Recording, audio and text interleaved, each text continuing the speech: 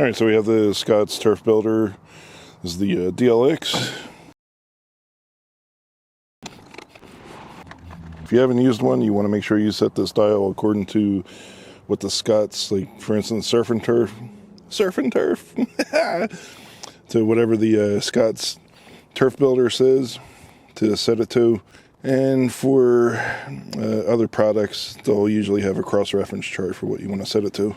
And this model has EdgeGuard, which will prevent the fertilizer from going onto the, for instance, the sidewalk.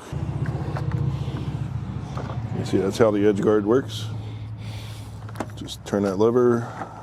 So the EdgeGuard is only for the right side, so you want to make sure whatever edge you're working on, you want to keep that to your right.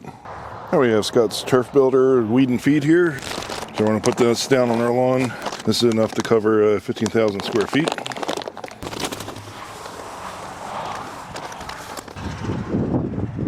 All right, on the back of this it says Scott's drop spreaders are set to 5. Okay, so now I got to set to 5, a little bit more than 5.